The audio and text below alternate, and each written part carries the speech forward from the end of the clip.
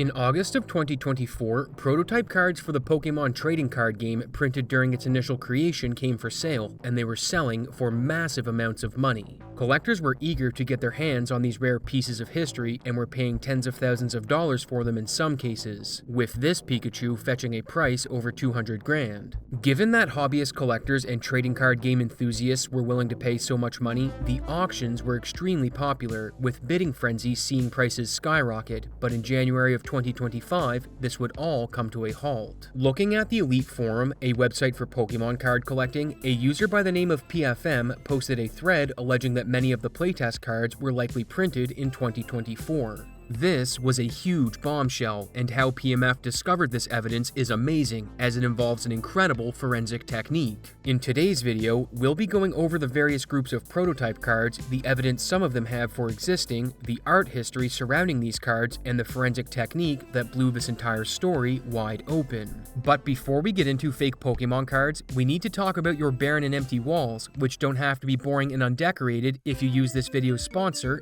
Displate. Displate are high-quality metal posters that are a great alternative to paper or canvas, as it's very hard to damage them, and with over 2 million designs to choose from, there's something for everyone. If you're concerned about damaging your walls with tacks or power tools, don't worry about it, as Displate uses a magnet-based hanging system which lets you hang as many as you want without drilling a single hole. And if it's time to move or you don't like the location you've chosen, the sticker peels off easily without leaving a mark behind. If you're looking to upgrade your walls quickly, all you need to do is pick the art you want, place your order, and it will arrive within 4 to 5 business days. And since these are officially licensed designs, you're getting incredibly detailed art from your favorite movies, shows, and video games. Use the link in the description to grab an exclusive discount for your new Displates, or shop with my code Abyssoft to get up to 35% off. And if you order within the next 2 days, you'll get 25% off one Displate and 30% off if you order 2. And with that, let's get back to the fake Pokemon cards.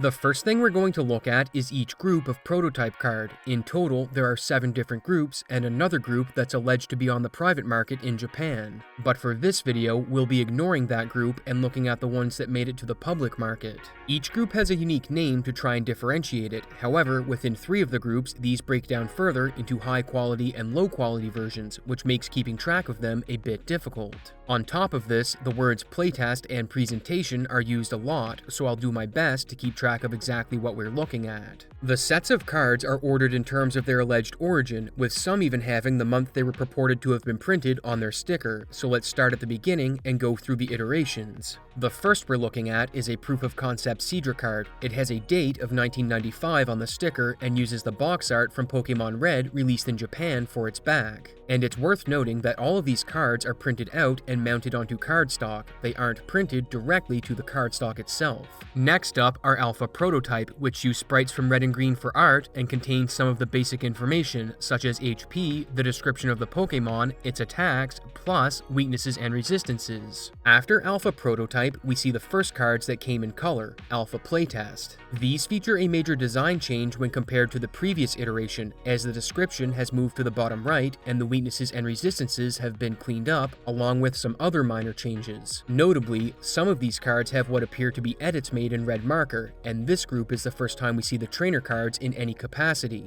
Next comes Alpha Presentation, where cards now have background art as well as a drop shadow on the art box, with energy symbols that now have images on them. Beta Playtest comes after this, and it's the first set where all 150 Pokemon are present. Interestingly, this group has changed the energy symbols to an earlier iteration and dropped the background art along with the drop shadow on the art box. There are 2 other things to take note of here. The artist credit spells Ken Sugimori's name wrong, and this set uses the art from the Red and Blue release of Pokemon, which we'll talk about in a bit. After Beta Playtest comes Beta Presentation. These look similar to Alpha Presentation, except they use a different font, some of them have a beveled edge on the art box, and they use older designs for the energy symbols compared to Alpha Presentation. This leaves Delta Playtest, which notably uses the art from Mitsuhiro Arita, but reverts several design elements, such as the card background colors, the art box, and energy symbols. Some of this might be explained by not including the changes to Beta Presentation in cards marked for playtest, but as we'll see, this probably doesn't make sense. And now that we've seen every group of cards, it's time to ask the question, which of these, if any, had historical evidence of existing prior to 2024?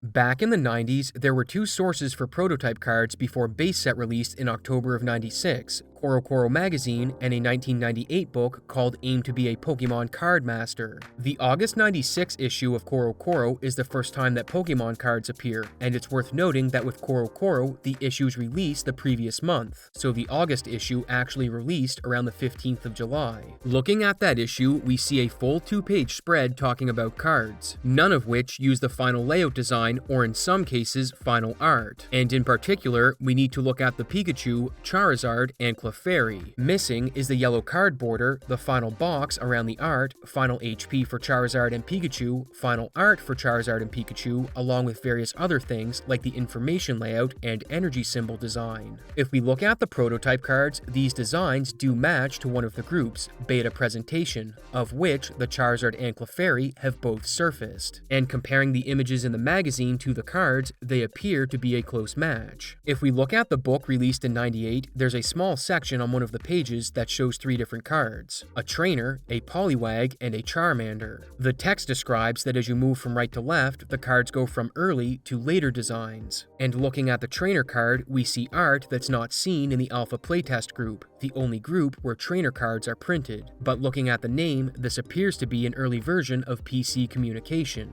Beyond that, they appear to have the same background pattern and gray box around the art. But oddly, the one from the book has an energy symbol next to the name, and to date, the trainer card in the book and its design hasn't surfaced in any prototype card. The next card is Poliwag, where the description of the Pokemon is aligned to the bottom with the weaknesses above it. There isn't any information aligned under the art box, and the left side of the card is obscured, so we can't see the energy cost of its moves. None of the prototype groups use the design style observed on Poliwag, which leaves us with the Charmander, and we see it has some major design changes compared to Poliwag. The weakness and retreat costs are moved to the bottom left, the Pokemon information is now in the bottom right, new symbols are seen for the energy, and the art box now extends to include information along the bottom. If we compare this design to the prototype groups, we see it aligns most closely with Alpha Playtest. However, there is another source for cards with this design pattern. On March 2nd, 2022, a user posted 2 pictures to Reddit that came from the Instagram account Bandit1965. This account allegedly belonged to Takumi Akabane, one of the creators of the Pokemon trading card game, but sometime in the last few years, it was deleted. If this was Akabane's account,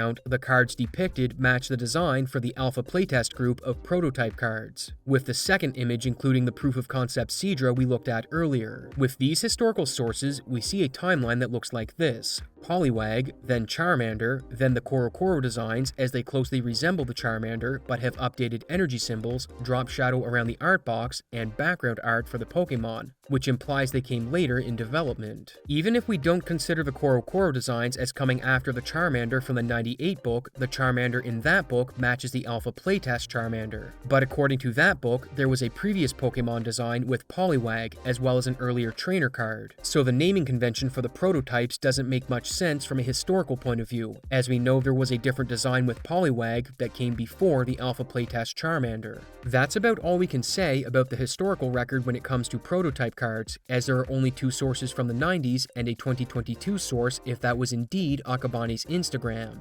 So, with that analyzed, let's look at the art history timeline for Pokemon and where the various groups of playtest cards fit into it.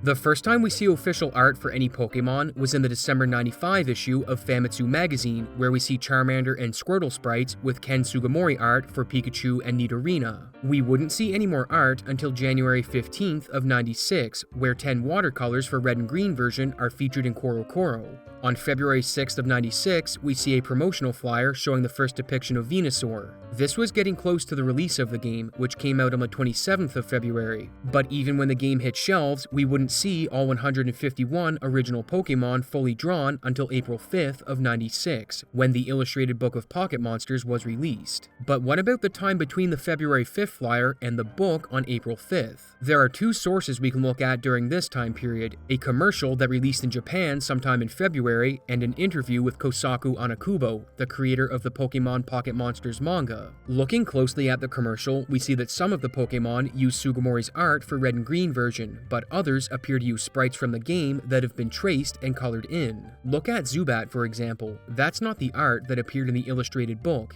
Instead, it resembles the sprite from Red and Green. This is the same with Jigglypuff, Drowsy, Doduo, and others observed in the commercial behind the 150 graphic, suggesting that less than a month before the game was released, the final Sugimori art for many Pokemon wasn't finished. When it comes to Anakubo, he stated in an interview posted on December 25th of 2017 that when he started the manga, he didn't have any materials to base depictions off of, and said all he had was the starter Pokemon, Pikachu, and Clefairy, noting that he didn't even have a design for a Pokeball. Looking at the first and second issues of the manga, we can see two things. The Pokeball was transparent, and this Pokemon here may be Diglett. This is Diglett's Red and Green sprite, and if all Anakubo had were the in-game sprites for reference, it means he would have seen its nose as its mouth and the dirt around it as its legs, resulting in the strange bug seen in the manga. The first issue of the manga was published in April of '96, so while it released close to the art book, it was likely being worked on alongside the development of its art or even before, hence why Anakubo said he had no materials. There is more evidence that suggests the Sugimori art wasn't ready around this time period as well.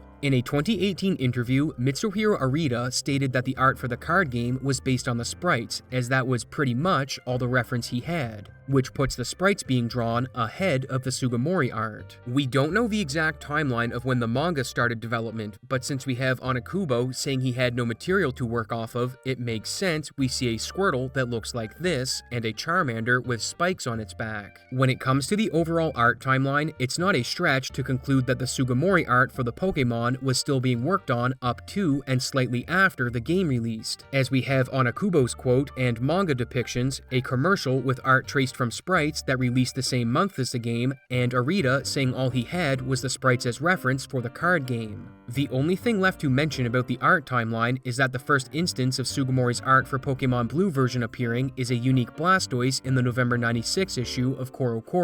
But we wouldn't see what's considered to be the Blue version art until the April '97 issue, where we see Gen 2 Pokemon and what was released in the West as the Gen 1 designs. With that established, we can now ask where the various prototype groups fit into this timeline. Looking at Seadra, we see a date of '95 on the sticker, and I believe this is the first time this 3D Seadra has been observed anywhere. Looking at its art, it appears to have used the sprite from Red and Green versions as reference, as it doesn't have a different color on its belly, which wasn't observed until Pokemon Yellow for the sprite and April 5th of '96 in the Sugimori illustrated book. Two major differences it has are the white horn on its head and the purple webbing between the fins, as these don't appear on any Seadra art in any of the games or official releases. We know that Pokemon Red and Green were supposed to release in '95 according to a flyer that released in Japan, however, they were delayed, so using the sprite as a source does make sense. When it comes to the card itself, one thing I noticed was that there appear to be 3 different versions of the card. Looking at Akabani's old Instagram, you can see one version, but in 2024, a new account called Bannet_1965 started posting what appear to be prototype cards. It's not confirmed if this account is Akabane, but 2 of the cards it posted are proof of concept Seadras, and they both appear to be different from the copy posted on the old account. Looking at the original account, you can see that the card has a black edge along its border.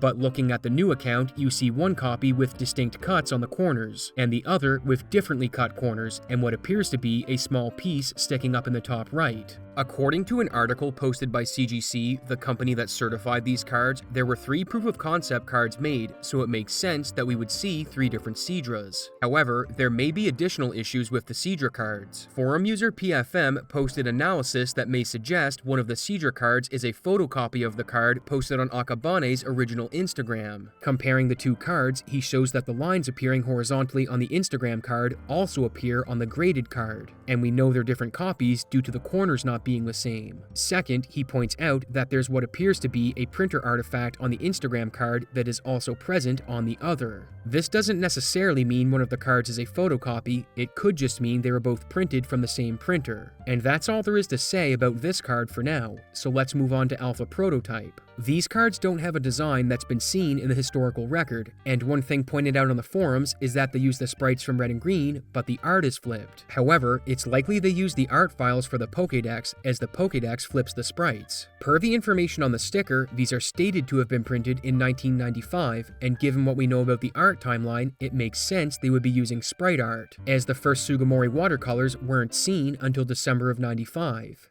This brings us to Alpha Playtest, where there are a few things we need to go over. The first is that they have a 96 date on the sticker, and of the almost full set of Pokemon, they all use Sugimori art from Red and Green. This fits the timeline, as Sugimori's artwork for every Pokemon was released on April 5th of 96, and the card game wouldn't release until October of that year, which gives these cards a 6-month window to have been created. On top of that, these cards have a historical source as they're matched to the book from 98.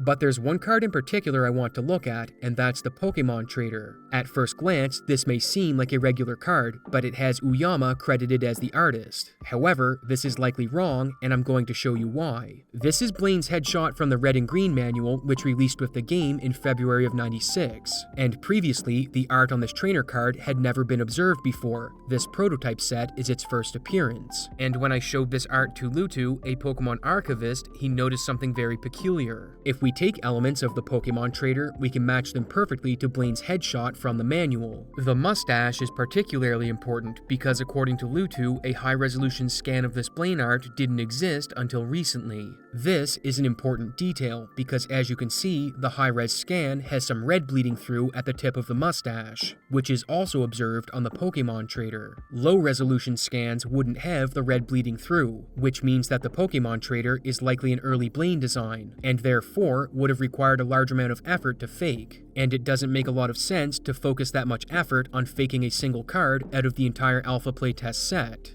Given that there are historical sources for the design layout and some of the cards, plus the Pokemon Trader likely being an early Blaine design, there is evidence that supports some cards from this set being real. So, let's see if the same can be said for Alpha Presentation.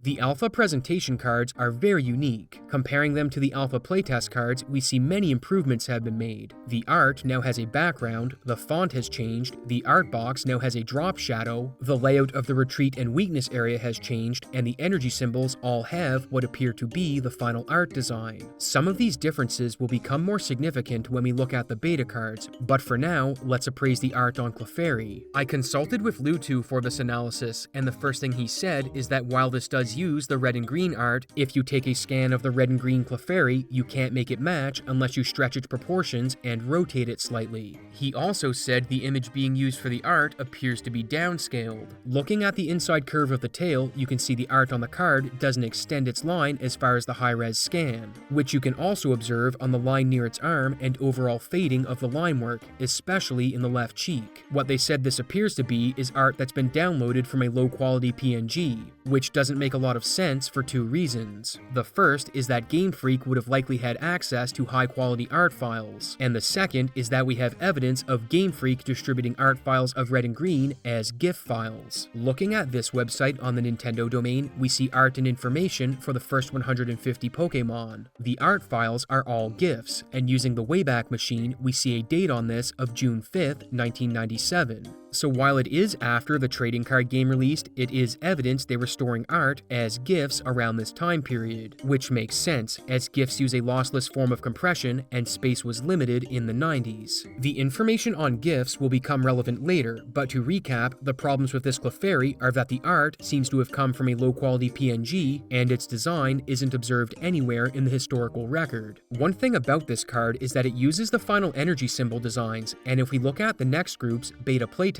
and Beta Presentation, we see energy symbols that are similar to Alpha Playtest and then some that are close to the final design but are visibly different. So it doesn't make sense to see the final design on an Alpha Presentation card given what's observed on the next two groups. Moving on to Beta Playtest, we see something that looks similar to the Alpha Playtest design, except it has a different font, different colors, Sugimori's name is spelled wrong, and surprisingly, the red and blue art, which is peculiar as the trading card game wouldn't see red and blue art until the Fossil set released in June of 97. Looking at the date on the sticker, these cards were made in 96, but according to the art timeline, we know the first appearance of any blue art was the May issue of Koro Koro from 97, so seeing it on cards that would have been made sometime between March and October of 96 doesn't make much sense. Moving forward to Beta Presentation, this group has a historical source with the August 96 issue of Koro Koro, as it features Pikachu, Charizard, Clefairy, as well as some trainers and energy energy symbols. However, it's worth noting that the fighting and fire type energy symbols don't use the final art. Looking at the Clefairy, we see that it closely resembles the art from Korokoro, but more importantly, if we look closely, we see that it has dithering in the colors. This could be caused by a number of things: the DPI of the printer, which is the dots per inch that ink is applied, a printer that uses half-toning where ink is applied in dot patterns to achieve color gradient and shading, or by how the image itself was saved. When you have an image such as a watercolor, the number of actual colors contained in the image is very large, and back in the 90s, this meant it took a lot of data to store. The GIF file type helps store large images through compression algorithms, but there's a problem. GIFs only have 256 colors in their color palette. If you save an image with lots of colors as a GIF, you'll likely see banding in the image, as it's limited by the small size of the color palette, but some GIFs use a technique called dithering. When you save an image as a GIF that uses dithering, it takes the colors and uses lots of dots of similar color to make a more realistic image from the original.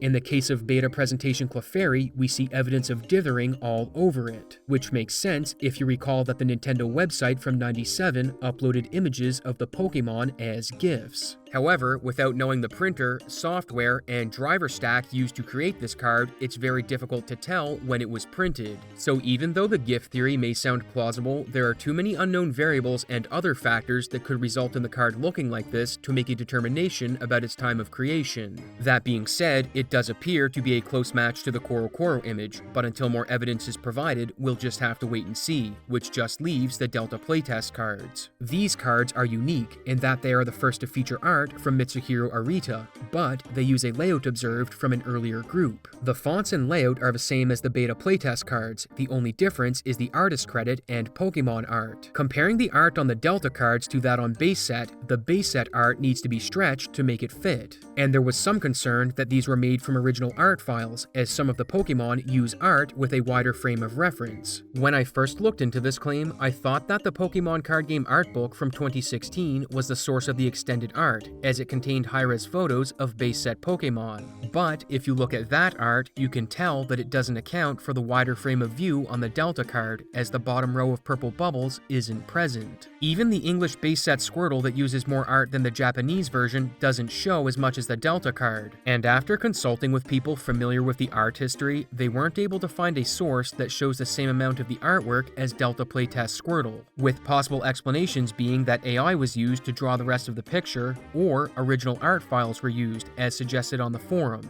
Delta playtest also has no historical source that matches its art and design. In fact, of the different groups of prototype cards, the only ones with sources are Alpha playtest and Beta presentation, and Proof of Concept Seadra if the post from Akabani's old Instagram is legit. Before we look at the forensic technique used to establish when these cards were likely printed, I want to take a brief look at the theorized timeline for prototype cards that have a historical source. Previously, I mentioned the early designs in Korokoro, with the August 96 issue giving us the first glimpse of Pokemon cards. Next, I showed a book from '98 that showed 3 more early designs, all of which likely predate the August Korokoro issue, as they aren't using energy symbols. However, there are other prototype cards we can see from official sources. In Korokoro itself, we see a different design in the September issue, with a Charmander among others that uses an updated design from the previous issue with new energy symbols. After that, in the October issue, which releases the previous month around September 15th if you recall, we see another card style with Pikachu, Porygon, and Squirtle. These look very close to the final designs for Japanese base set, but due to the low resolution of the magazine scans, it's hard to see the finer details. Then, before the card game launched, there was a promotional flyer, which community member Shizzle points out has a different description for Charizard than what was released in base set. Aside from a few trainer cards and a hand-drawn Chansey from Uyama, these are all the known prototype cards from the game's history. The reason I only focused on 2 of them is because those were the only 2 with close or near exact matches to the prototype cards that started appearing in the market since 2022. And now that we've gone through the timeline and art analysis, it's time to look at the forensic technique that broke this story wide open. In 2022, a small amount of these playtest cards were sold on the private market, but in August of 2024, large amounts of these cards started being sold online. But one collector had a question. Given that so many of these cards had no historical sources, was there any way to prove they were indeed printed in 1996? The method he came up with was genius, and to understand it, let's rewind to the 1980s. Color printers started hitting the consumer market in the early 80s, and governments were concerned that this could result in a rise in counterfeit money. And to combat this, a lot of big printer companies put forensic metadata in the form of a dot matrix in the ink that's applied to whatever is being printed. Each company generally uses a different dot matrix, and by applying the dots on different squares in the matrix, information such as the printer model and time of print can be gathered from the metadata. The companies never released the code for the matrices, but some of them have been deciphered, in particular the Xerox dot pattern. So forum user PFM took a high-res scan of a few cards and brought them into Photoshop to better see the dot pattern, and luckily the cards he looked at used the Xerox pattern. Another forum user created a program that decodes the dots and displays the metadata, and when PFM put his dot pattern into the program, it came back with a print date of June 29th of 2024. This was a problem, as the card was supposed to have been printed in 96, and as more cards were evaluated, more were found with a print date in 2024. All that's required to perform this analysis is a high-res scan, so in some cases, the photo from when the card was being sold online would work. When PFM looked at this beta playtest Eevee, the dot pattern showed the same printer model as the Needle Queen he analyzed, and it had a 2024 print date. But what's insane about this card is that it's signed by Takumi Akabane, one of the game's creators, which raises the question of why is his signature on a card that appears to be fake. This technique only works on prints that are done in color, so the alpha prototype group can't be evaluated with it,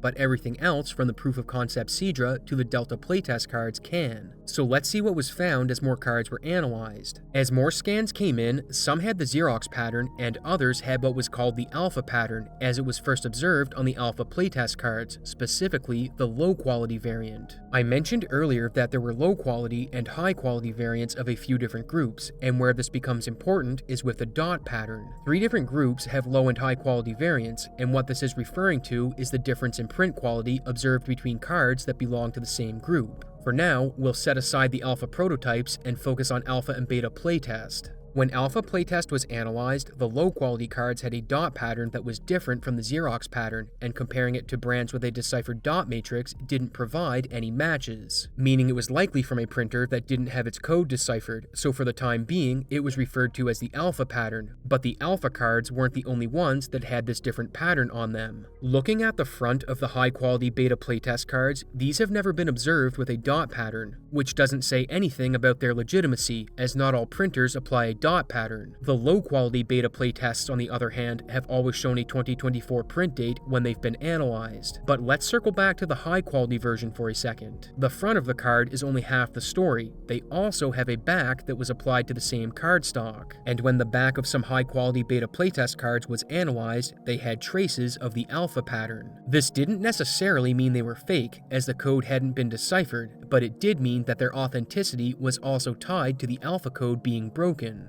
One thing that PFM noted in his forum post is that the low-quality cards in the beta playtest group likely aren't photocopies or scans of the high-quality version, as there haven't been any printer artifacts or blemishes from the high-quality cards observed on the low-quality cards. But let's take another look at the alpha playtest cards, because some of them had something very interesting observed. This is the alpha playtest Clefairy doll, and when a high-res scan was made available, PFM noticed something peculiar. It had a very intricate dot pattern. Investigating further, he overlaid the alpha pattern, which you can see here offset slightly and colored in white. The dots look to be a match to one of the patterns on the card, and when he overlaid the serial number and year of print metadata from the Xerox pattern, the other set of dots matched, meaning this card appeared to have 2 dot patterns on it, possibly meaning that an alpha playtest Clefairy was scanned and then printed by the same printer as the beta playtest cards. This leaves Delta and Alpha Prototype. There's no metadata on the Alpha Prototype cards as they're black and white, and the dot pattern is only applied to color prints. But one thing PFM noticed was that some low-quality versions appeared to have the same printer artifacts that were observed on the high-quality ones. This leaves Delta playtest, and so far, every copy analyzed has had a 2024 print date, so let's recap.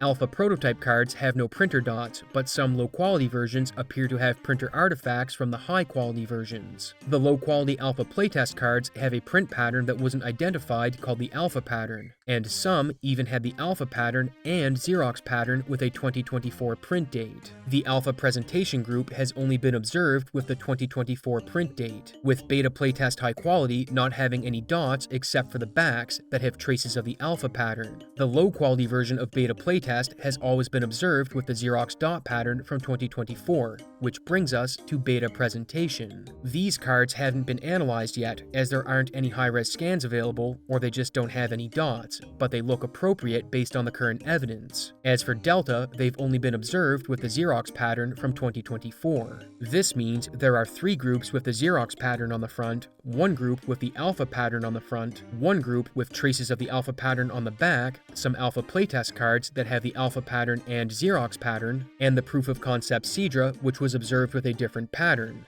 As it stood, that left the Alpha playtest, beta presentation, and Sidra as cards that could possibly have a print date in '96, provided the Alpha pattern gets cracked. But before we get into that, there's 2 cards we need to look at. These cards are unique in that they both have corrections marked on them in red pen, which has been observed on other prototype cards, but these 2 are unique. Looking at the coughing without a signature, it has the Xerox dots and is from the same printer as many of the others, with a print date in November of 2024. What's interesting about this coughing is the annotation, as it's a single red line drawn on the card, but if we look at the other coughing, it also has the annotation, except it appears to have been drawn on the card twice. Looking at the timeline, this gets even stranger, as the double annotation coughing first surfaced in a forum post in April of 2024. So, how does a card that was printed before the single annotation have a double annotation? 2 drowsies from Alpha playtest were also observed with this same issue, a double annotation that predates the card with a single annotation.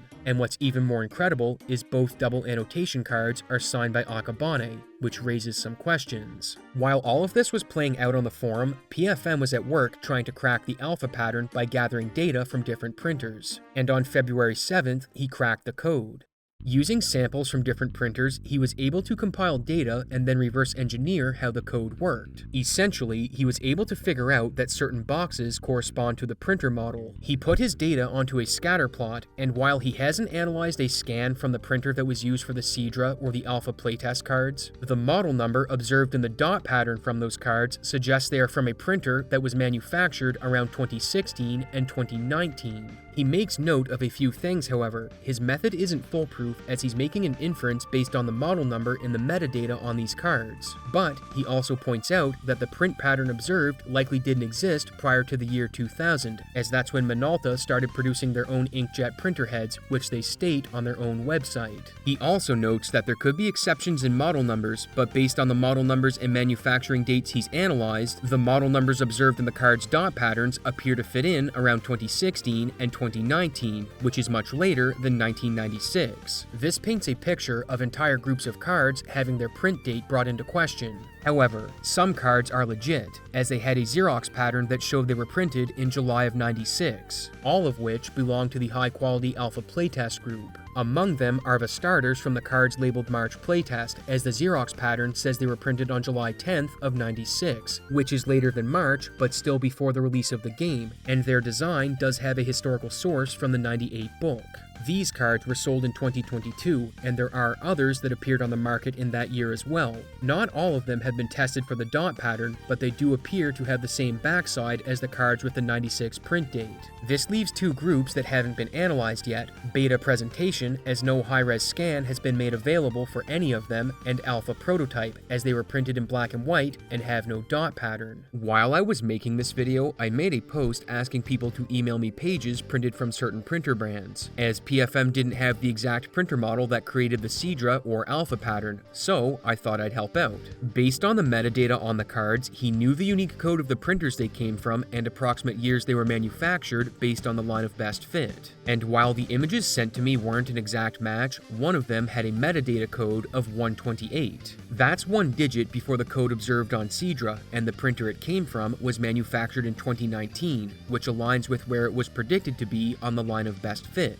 Looking at the printer models released after it, it's suspected that one of these is what printed the Seadra, and if you have access to these models and want to help, leave a comment below and I'll be in touch. As of this video, the company that authenticated and graded these cards has put out a statement saying they are investigating the matter and that it will take time, and that pending their investigation, all transactions with these cards should be halted. There are still a lot of unanswered questions surrounding this story, such as who is behind the creation of these cards, and why is Akabane's signature on cards with a print date of 2024. Perhaps even more alarming is that uncut sheets of Pikachu trophy cards and Illustrator Pikachu started hitting the market in December of 2024. These are some of the rarest and most expensive cards in existence, and one of the sheets had Akabane's signature on it. However, when one of the sheets was analyzed, it had a Xerox pattern that showed a print date of October 25th, 2024. These cards regularly sell for over $1 million, and in a future video, I'll be getting to the bottom of the origin of these cards as I try to answer the remaining questions. And if you want more info on the prototype cards, check out the report PFM put together linked below, as it goes into things that I didn't cover in the video.